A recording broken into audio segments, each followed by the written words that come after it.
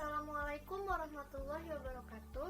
Hai semuanya, perkenalkan nama saya Rasdiana dengan NIM 2280200015 Pendidikan Fisika kelas A 2020 Universitas Sultan Ageng Tirtayasa. Video ini dibuat untuk memenuhi UAS salah satu mata kuliah saya, yaitu Pendidikan Kewarganegaraan, dengan dosen pengampu Bapak Iqman Nurrahman MPD. Selamat menyaksikan. Nah, sekarang aku mau cari tahu nih terkait masalah apa aja sih yang ada di sekitar rumah aku, di lingkungan rumah aku ini ada masalah apa aja. Ya, sebelumnya aku tinggal di daerah Majatajur, Kecamatan Majasari, Pandeglang, Banten. Aku bakal mewawancarai salah satu tokoh masyarakat di kampung ini. Baik, di sini saya sudah bersama salah satu tokoh masyarakat, yaitu Bapak Haji Abdurrahman Fadil, yang merupakan tokoh masyarakat di Desa Majatajur, Pandeglang, Banten. Betul begitu, Bapak? Iya. Bagaimana Bapak kabarnya? Alhamdulillah sehat selalu. Baik, Bapak, langsung saja. Di sini saya ditugaskan untuk menggali lebih dalam terkait masalah-masalah yang terjadi di Majatajur ini sendiri. Kalau boleh tahu, Pak, masalah-masalah yang terjadi di sini itu apa aja ya? Banyak yang terjadi permasalahan. Pertama itu masalah ya pergaulan di masyarakat itu kurang begitu positif, dalam arti tidak bersatu. Jadi tidak ada kekompakan dalam pergaulan di masyarakat itu. Yang kedua terutama golongan-golongan para instansi ya pegawai, karena mungkin dia punya kesibukan masing-masing yang memaklumi. Dan yang kedua seperti jalan-jalan yang rusak itu perlu diperbaiki kan. Yang namanya jalan rusak nggak sepantasnya, ini kan di lingkungan masih Kabupaten Pandeglang. Dan yang ketiganya kalau musim hujan datang itu banyak banjir karena selokan-selokan atau irigasi itu tidak diperbaiki, makanya timbul kemacetan, air itu tidak mengalir. Itu permasalahannya. Banyak yang lainnya, tapi itu untuk yang tiga aja udah cukup itu kalau istilahnya diperhatikan. Baik, Bapak, saya fokuskan di salah satu masalah yang terjadi di Majatajur saja, yaitu terkait masalah banjir yang terjadi di setiap musim hujan datang, khususnya di kala musim hujan deras. Untuk banjir sendiri itu karena apa ya, Pak? Disebabkan karena apa? Karena solokan-solokannya itu macet, tidak istilahnya ada kebersihan, makanya datang banjir itu tidak lancar untuk saluran-saluran air. Jadi perlu diperhatikan atau dibersihkan. Insya Allah kalau itu solokan-solokannya bersih, terjamin insya Allah tidak ada gangguan macet air walaupun musim hujan tetap lancar. Tapi untuk masyarakat di daerah Majatajur sendiri terkait masalah tersebut, bagaimana reaksinya ya Pak? Apakah ada gitu yang menggerakkan untuk melakukan kerja bakti atau gotong royong di kala hari libur, atau tidak ada sama sekali yang peduli terhadap permasalahan itu, Pak? Makanya bingungnya di saat sekarang jadi tidak ada kegiatan sama sekali, baik itu tokoh masyarakat tidak menggerakkan selain daripada saya, dan juga tokoh pemudanya juga ya tidak peduli kepada lingkungan. Makanya serba bingung karena harus ada kekompakan di masyarakat itu, harus bersatu. Kalau tidak persatuan dan kesatuan tidak mungkin semuanya sukses. Makanya timbulnya kemacetan baik saluran air baik jalan karena tidak ada kekompakan di masyarakat. Itu yang menyebabkan timbulnya kesulitan segala apapun.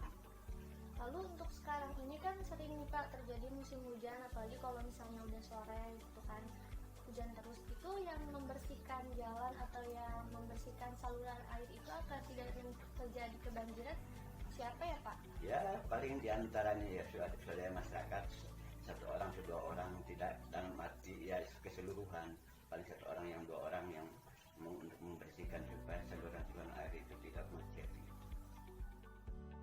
Baik Pak, terkait permasalahan yang telah dipaparkan oleh Bapak sendiri, adakah upaya untuk menyelesaikan masalah tersebut? Apakah dibikin pemberitahuan kepada masyarakat-masyarakatnya agar lebih perhatian terhadap lingkungan sekitar, atau bagaimana ya Pak? Ya insya Allah nanti dikumpulkan di satu tempat, entah itu di balai desa ataupun di masjid, supaya ada kekompakan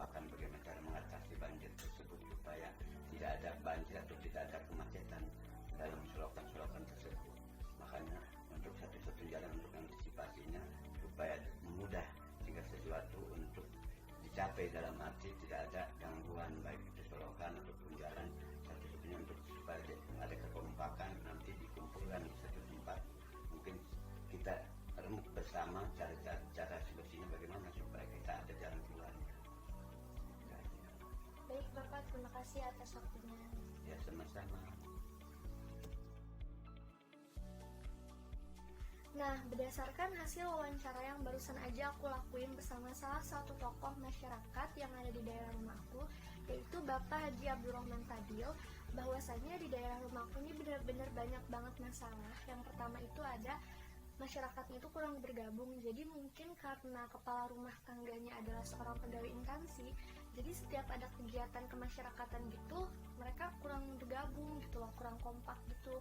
Nah, yang kedua, jalan di daerah rumahku ini masih banyak yang rusak, yang bolong-bolong gitu, padahal jalan di sini nih termasuk jalan kabupaten. Nah, masalah yang ketiga yaitu masalah yang kemungkinan bakal aku angkat dan aku cari solusinya nih apa ya buat masalah ini, yaitu masalah banjir. Dimana di daerah rumahku ini sering banget terjadi banjir karena saluran airnya itu tersumbat oleh sampah. Nah, selain wawancara, aku juga cari tahu terkait solusi apa sih yang tepat untuk menyelesaikan permasalahan yang ada di daerahku ini. Aku cari di internet gitu terkait solusi untuk mengatasi banjir akibat tersumbatnya saluran air. Nah, di sini aku udah menemukan beberapa upaya untuk menanggulangi permasalahan yang aku ambil, di antaranya yaitu menjaga lingkungan sekitar. Nah, yang utama adalah menjaga lingkungan sungai atau solokan. Sungai sebaiknya dipelihara dengan baik. Jangan membuang sampah ke sungai atau ke solokan. Jangan jadikan sungai atau solokan ini sebagai tempat pembuangan sampah ya teman-teman, karena itu bakal menimbulkan kebanjiran.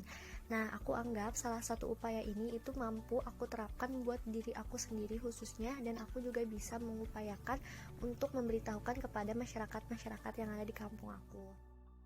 Yang kedua, itu menghindari membuat rumah di pinggiran sungai. Saat ini, semakin banyak warga yang membangun rumah di pinggiran sungai. Pada baiknya, pinggiran sungai itu jangan dijadikan rumah penduduk, karena itu akan menyebabkan banjir dan tataran masyarakat juga menjadi tidak teratur. Nah, yang ketiga itu melaksanakan program tebang pilih dan reboisasi. Nah, yang selanjutnya yaitu buanglah sampah pada tempatnya. Nih, seringkali kan masyarakat Indonesia itu masih membuang sampah sembarangan, terutama membuang sampah ke sungai. Tadi kan udah dikasih tahu kalau misalnya kalian buang sampah ke sungai atau ke solokan itu tuh bakal menyebabkan kebanjiran, karena sampah yang kalian buang itu akan menutup jalannya air. Nah, yang selanjutnya, rajinlah membersihkan saluran air. Perbaikan dan pembersihan saluran air ini tentu harus ada di wilayah tertentu, bisa diadakan secara gotong royong. Nah, ini juga bakal aku terapin di kehidupan aku, dan aku juga bakal menghimbau masyarakat-masyarakat yang ada di daerahku. Di sini aku kasih salah satu bukti nyata bahwasanya sampah itu emang menyebabkan kebanjiran. Sebenarnya ini udah sering banget terjadi di Indonesia, tapi aku cuma kasih salah satu bukti nyatanya aja yang terjadi di Karawang, bahwasanya akibat buang sampah sembarangan warga di Karawang ini kebanjiran.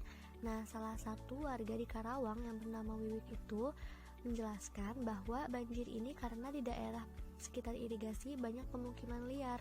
Warga di pemukiman itu membuang sampah sembarangan di aliran irigasi, sehingga tidak lagi mampu untuk menampung luapan air.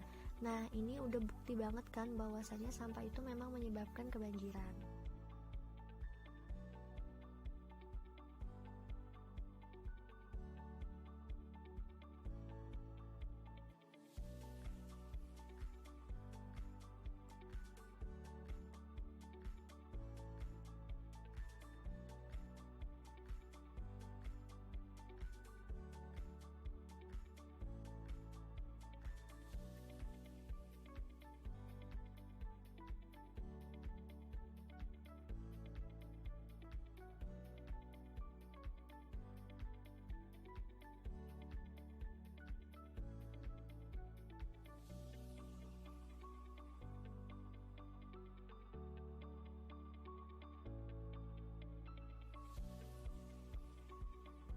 Selain kegiatan nyata yang udah aku lakuin, ada beberapa kegiatan yang aku anggap mudah juga untuk aku terapkan sendiri dan untuk aku himbau ke masyarakat, yaitu reboisasi.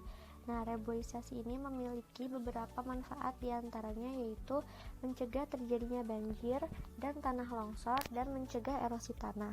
Karena akar dari pohon yang ditanam tersebut mampu menyerap dan menahan air, juga membuat tanah tetap kokoh, sehingga bencana banjir juga longsor dapat dihindari. Selain mencegah banjir serta longsor, reboisasi juga bermanfaat untuk mencegah erosi tanah. Erosi adalah pengikisan tanah yang disebabkan oleh angin dan air hujan secara berturut-turut. Nah, yang kedua itu meminimalisir pencemaran udara. Seperti yang kita sama-sama ketahui bahwasanya tumbuhan ini dapat mencegah terjadinya pencemaran udara. Maka kegiatan penanaman kembali pohon ini merupakan salah satu upaya menuju hal baik tersebut. Kita semua pasti tahu bahwa salah satu cara mencegah global warming adalah dengan menanam pohon yang merupakan bagian dari kegiatan Go Green. Nah, yang ketiga ini menjaga keseimbangan alam dan mencegah kekeringan. Salah satu manfaat dari reboisasi ini adalah sebagai penyeimbang keadaan alam. Karena memang setiap makhluk hidup itu berdampingan dan saling membutuhkan. Keberadaan flora dan fauna pun bisa dilestarikan. Melalui kegiatan reboisasi ini, air hujan yang turun tidak langsung terbuang begitu saja. Seperti yang sudah dipaparkan bahwasanya akar pohon dapat menyerap air dan meminimalisir terjadinya kekeringan. Nah, yang keempat itu melestarikan kesuburan tanah dan melestarikan sumber daya alam. Tanah yang awalnya tandus bahkan gundul itu bisa menjadi subur karena reboisasi ini dapat menjadikan lahan tersebut sebagai area pertanian. Sumber daya alam yang ada di kawasan hutan yang direboisasi tersebut dapat ditingkatkan lagi baik jumlah maupun intensitas produksinya. Nah, dari beberapa solusi yang udah aku paparin, selain untuk menyelesaikan permasalahan, menjaga lingkungan juga memang sangat penting karena yang pertama menghindari munculnya penyakit berbahaya, yang kedua menghindari terjadinya pemanasan global, yang ketiga melindungi habitat makhluk hidup lainnya. Nah, yang keempat itu untuk mengurangi polusi dan menjadikan udara lebih segar. Nah, menjaga lingkungan sekitar ini dengan cara membersihkan rumah, membersihkan sekolah, dan membersihkan lingkungan sekitar lainnya. Nah, ada beberapa dampak negatif ketika kita tidak menjaga kebersihan lingkungan. Yang pertama itu adalah banjir. Banjir bisa terjadi apabila aliran air itu mengalami masalah. Nah, yang kedua, kemungkinan wabah penyakit untuk muncul akan semakin meningkat. Wabah tersebut bisa mengakibatkan banyak masyarakat menjadi sakit dan mengalami masalah kesehatan yang serius. Yang ketiga, air tanah akan tercemar. Yang keempat, terjadinya pemanasan global. Nah, apabila terjadi pemanasan global dalam skala yang besar, itu akan membahayakan bumi kita. Dunia yang kita tinggali ini akan tidak nyaman dan tidak layak untuk dihuni. Terlebih lagi dengan keadaan Indonesia yang seperti sekarang ini, di mana Indonesia sedang dilanda oleh virus COVID-19. Maka dari itu, kita sebagai warganya harus lebih ekstra dalam menjaga kebersihan lingkungan sekitar kita. Selain itu, kita juga harus menerapkan protokol kesehatan dengan cara menggunakan masker, mencuci tangan, dan menjaga jarak. Di sini aku udah punya tips untuk mengatasi polusi udara mulai dari diri sendiri dan lingkungan. Yang pertama itu mengurangi penggunaan kendaraan bermotor. Transportasi di jalan merupakan penghasil oksida nitrogen terbesar. Nitrogen oksida ini memiliki efek buruk terhadap paru-paru kita. Nah, yang kedua itu hemat energi. Terdapat beberapa penelitian yang mengungkapkan bahwa banyak masalah kesehatan yang timbul akibat pembakaran bahan bakar fosil. Yang ketiga itu menanam pohon. Menanam pohon di sekitar rumah merupakan langkah kecil yang dapat mengurangi polusi udara secara signifikan. Yang keempat, makan produk lokal dan organik. Industri konvensional merupakan penghasil amonia, nitrooksida, serta dapat memancarkan metana berkonsentrasi tinggi dan gas rumah kaca yang kuat.